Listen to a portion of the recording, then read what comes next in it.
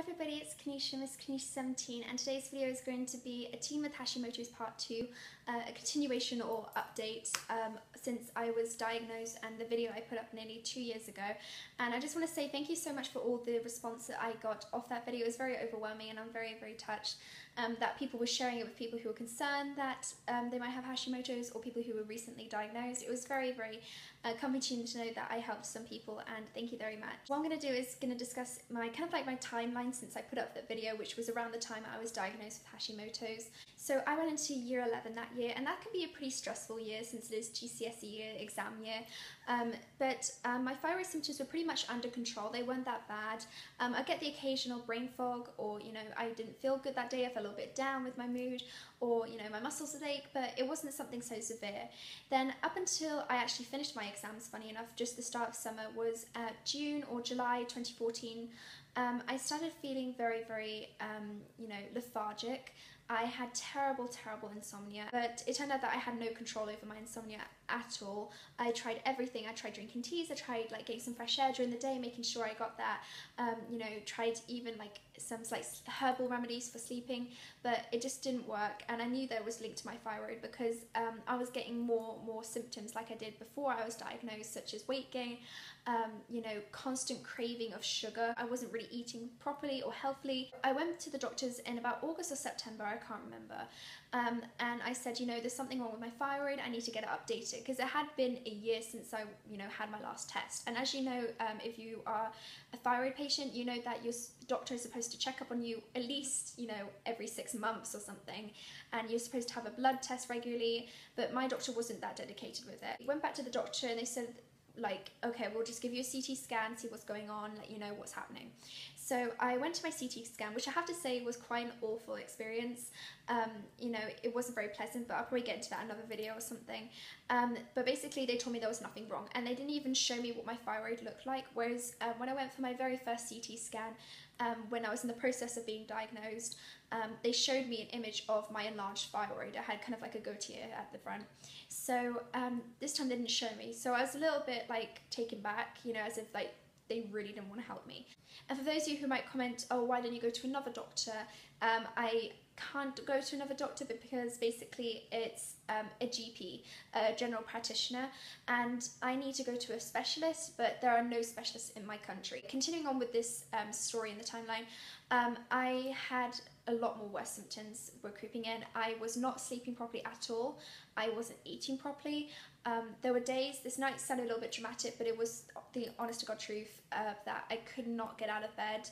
And then even when I got out of bed, I still fell back asleep. If I was walking around my house, I'd fall asleep on the sofa, just like that.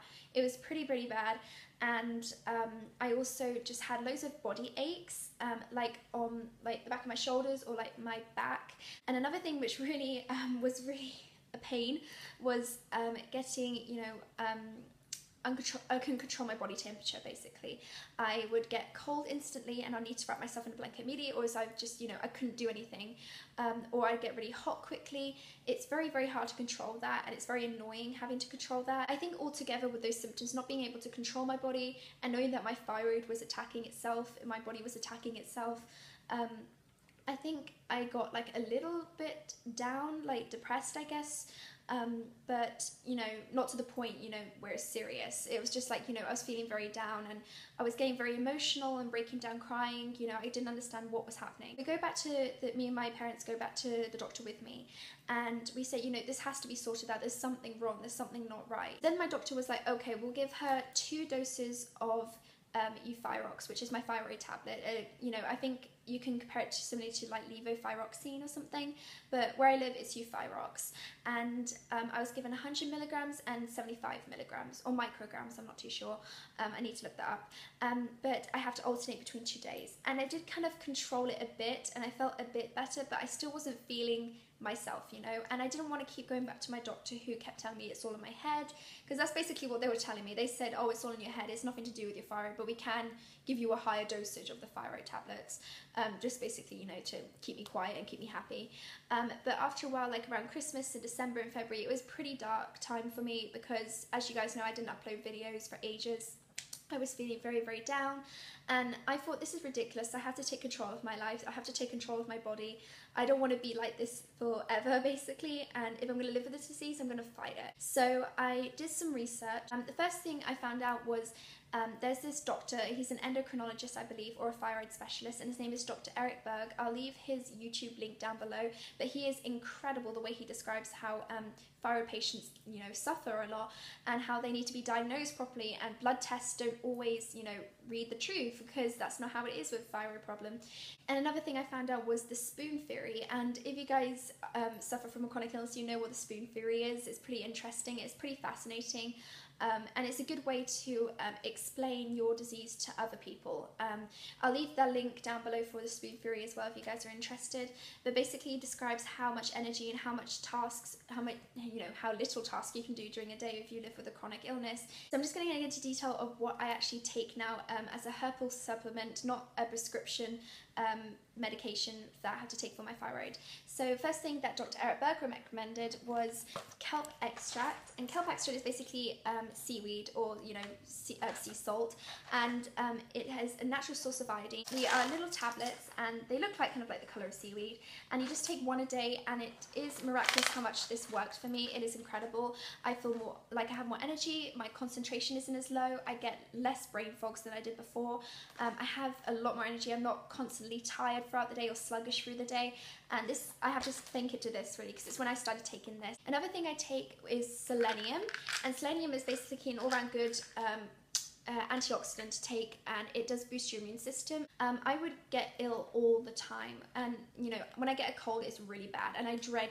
like flu season. I hate it because I know I get the worst of it, and after taking this I don't get colds as bad anymore, which is great, because colds, I'm stuck in bed for a week and I feel dreadful. So this is great for immune support. Even if you just have a low immune system, it's great to take, and it's a natural supplement, again, very good. Another thing I like to do sometimes is something that I discovered miraculously is when I went to my CT scan, and obviously on the CT scan the doctor gets the scanner and like kind of goes up and down motion on your neck or your thyroid gland, and every time both times that I walked out of there I would feel really refreshed, and also I'd get a really good night's sleep, I'd have a lot more energy, I'd feel a lot better basically all around generally, and it's because of a thyroid massage. So I googled and YouTubed thyroid massage, and you can actually give yourself one, and I like to give myself one occasionally if I'm feeling a little sluggish or something, and you don't have to do much. I'll just show you guys now. So you take your 2 forefingers and your thumb, and you put it like just at the base of your neck where you can feel your thyroid gland,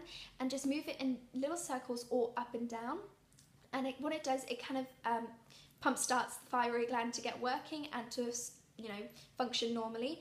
And sometimes what I like to do if I'm doing something like a luxurious massage is I like to take some oil, and this is a Brazil nut oil, and this might seem a little bit silly, but in my head, because Brazil nuts have a high source of selenium, and I feel like it will penetrate into my thyroid. I'm not too sure, but it just feels nice and it smells nice. I mean, you're suffering with a really harsh disease, you might as well pamper yourself as much as you can. Another thing I like to take, which I actually don't have with me, is cod liver oil. Cod liver oil is so good for you because, as you know, you're supposed to have a higher intake of oily fish or iodine source fish, such as salmon, because that's what your thyroid needs to support and function correctly.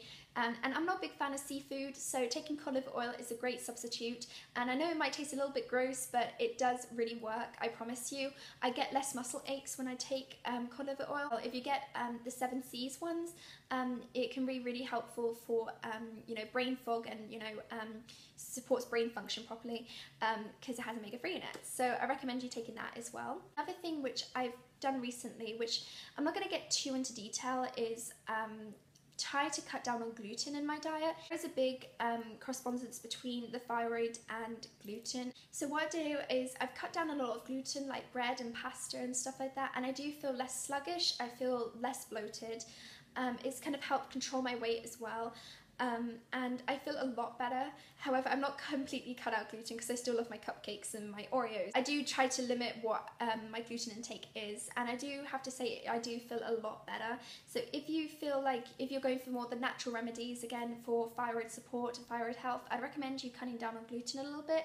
Even if it's just like what I didn't do like cold turkey.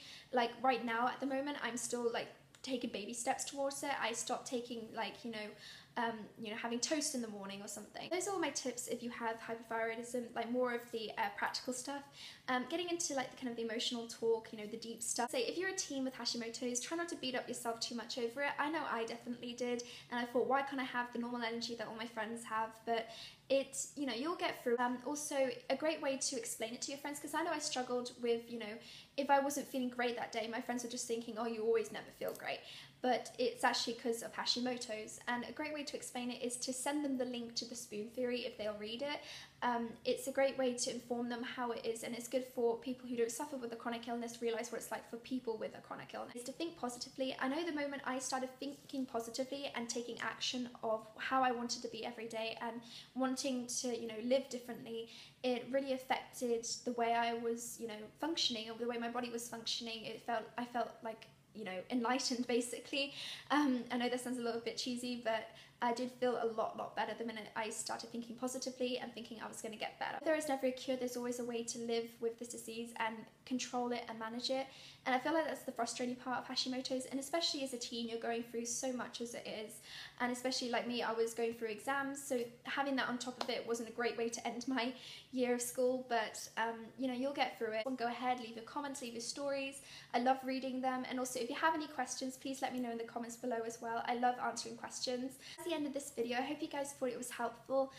Please like this video if you did like it, and share it to a friend if you want to. Also, please subscribe to my channel if you'd like for more videos. I might be doing more Hashimoto's updates, or, you know, tips and tricks if you guys would like. And also all my social media links will be down below in the info bar. So I'll see you guys in my next video.